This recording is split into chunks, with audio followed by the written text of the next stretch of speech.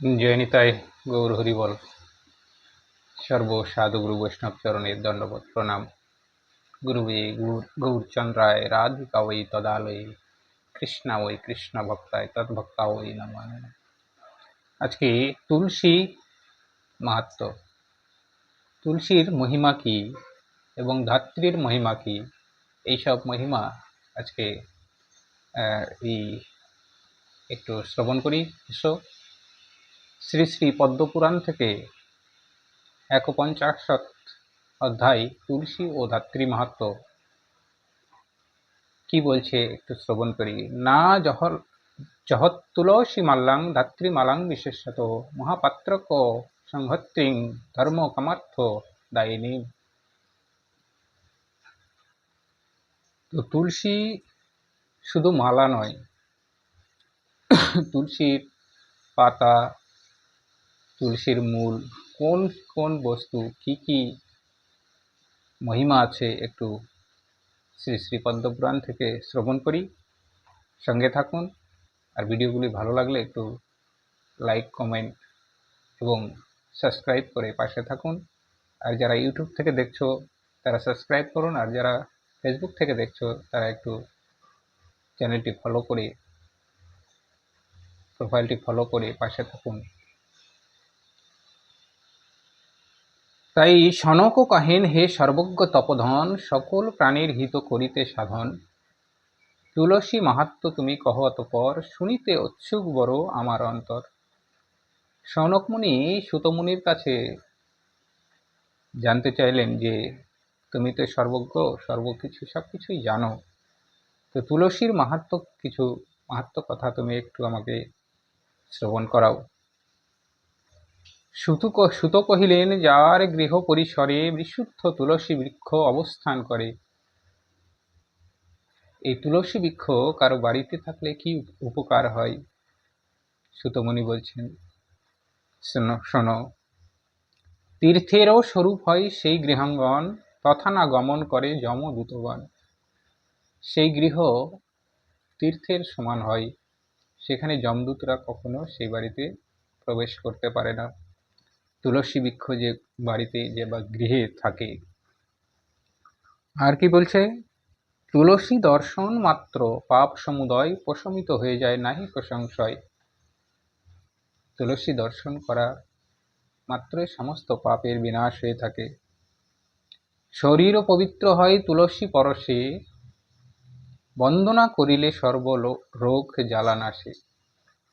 এই তুলসী স্পর্শ করলে সমস্ত রোগ দূর হয়, আর বন্দনা করলে তো সমস্ত জ্বালা নষ্ট হয়ে যায়।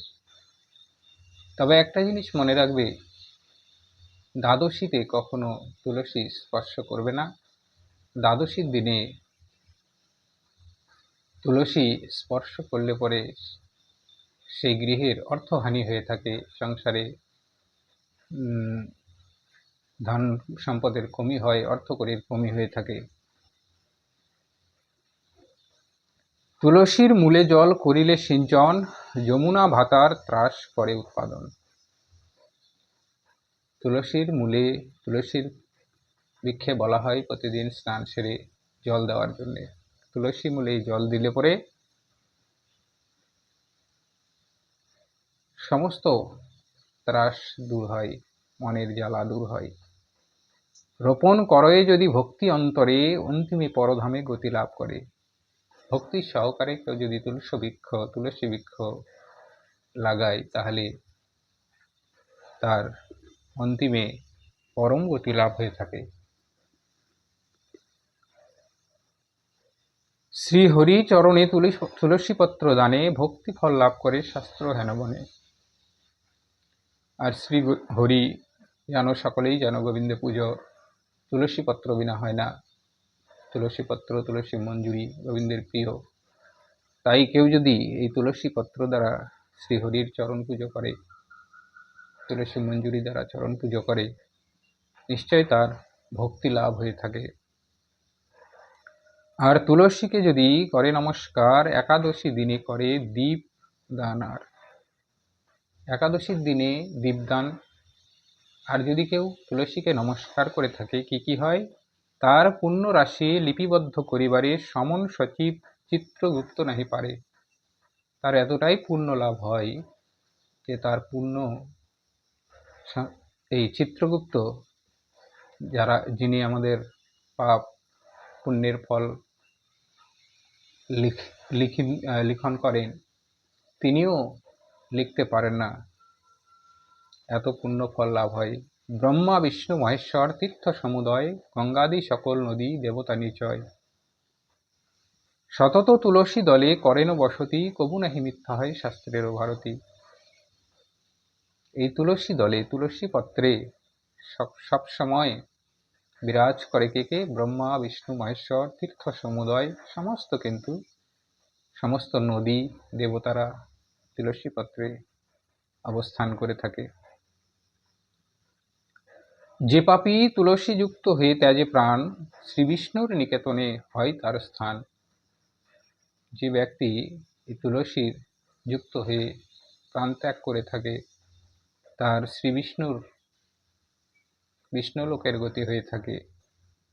মহাপাপী হইলেও যায় বিষ্ণুর গৃহে, যে নর তুলসী কাষ্ঠ চন্দন ধরয়, পাপ তার অঙ্গে নাহি পরশ করয়।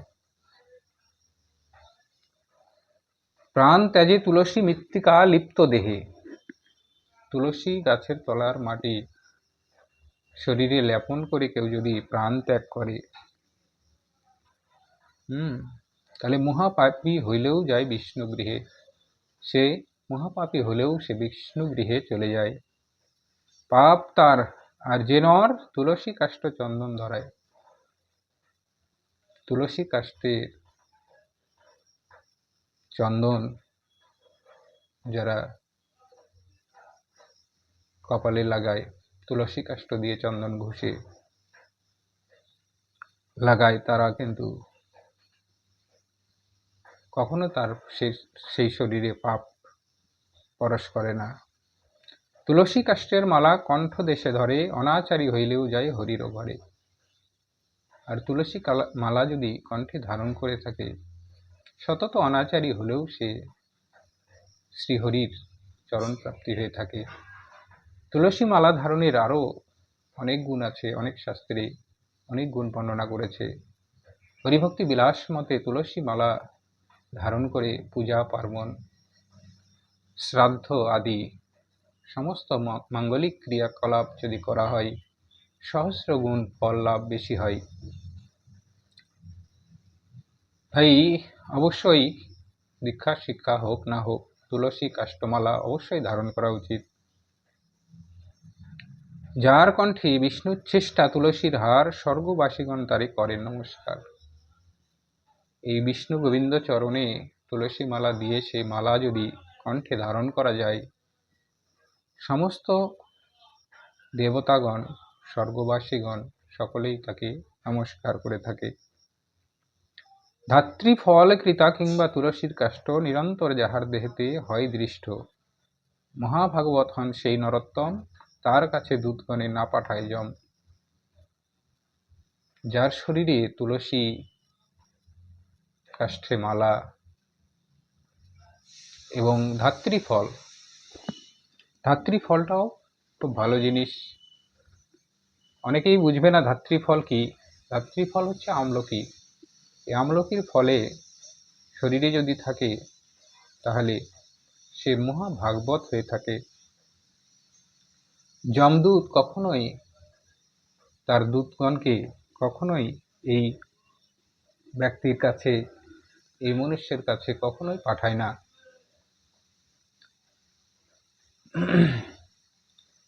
তুলসী মালা কণ্ঠে করিয়া ধারণ, ভক্তি ভরে জনার্দনে করয়ে পূজন। কেউ যদি তুলসী মালা গলায় দিয়ে ভক্তি ভরে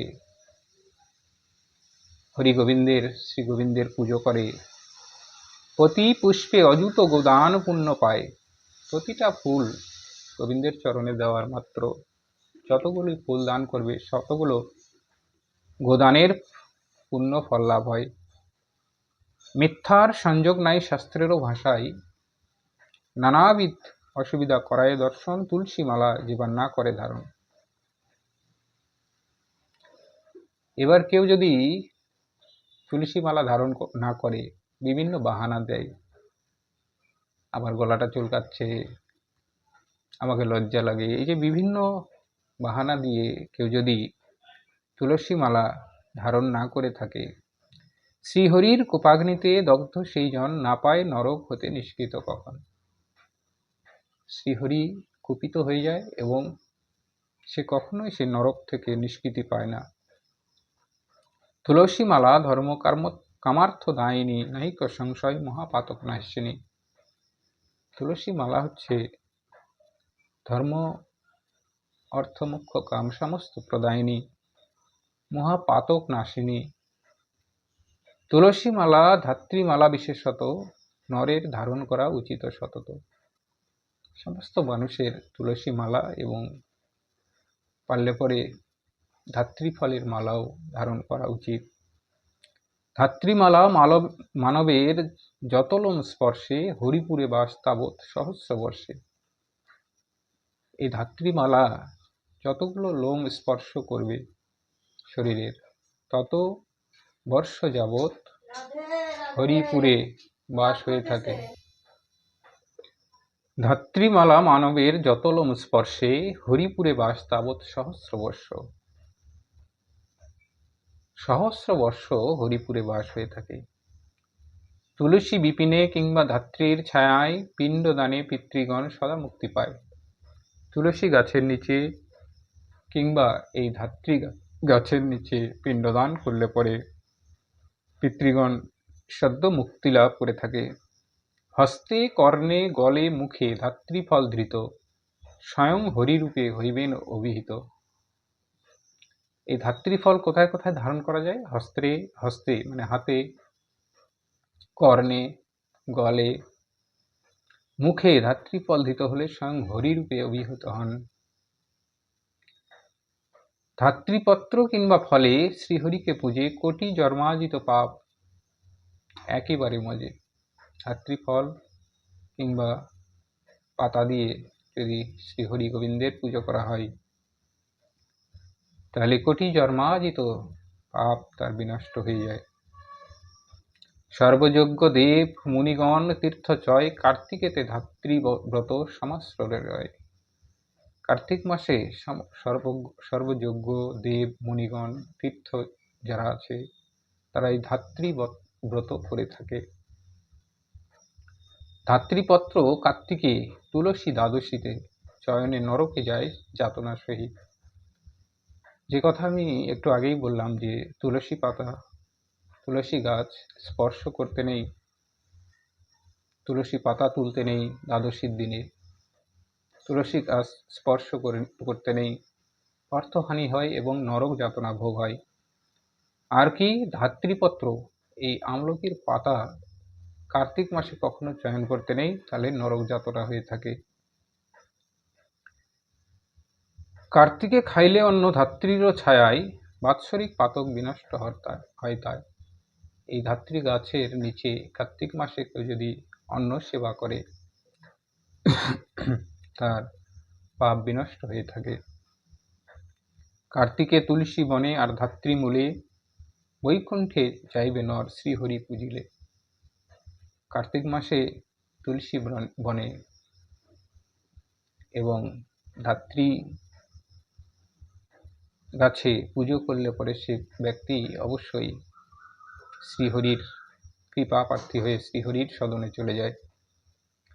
তুলসীপত্র গলিত বাড়ি ধরে শিরে, সর্বতীর্থ স্নান সেই যায় হরিপুরে। এই তুলসী পত্রে গলিত জল দিয়ে স্নান করলে পরে সর্বতীর্থ স্নান করা হয় এবং সে অবশ্যই গোবিন্দের চরণে যায়। পুরাকালে দাপরে কোনো দ্বিজবর, একদা নদীতে স্নান করিবার পর। একটা গল্প শোনাই তোমাদের। পুরাকালে কোনো এক ব্রাহ্মণ নদীতে স্নান সারলেন। স্নান সেরে সমস্ত ব্রাহ্মণরা তখন পুরকালে কিন্তু তুলসী গাছে অবশ্যই জল প্রদান করতেন। তো পুরকালে দাপরে কোনো দ্বিজবর একদা নদীতে স্নান করার পরে আপন গৃহে পানে করেন প্রস্থান। এই তুলসী বৃক্ষে জল প্রদান করে কিন্তু নিজের গৃহে চলে গেলেন। পরে এক তৃষ্ণার্ত চণ্ডাল আসি তথা সেই জল পান করি নিষ্পাপ সর্বদা। পরে এক চণ্ডাল ব্যক্তি সারাদিন পরিশ্রম করে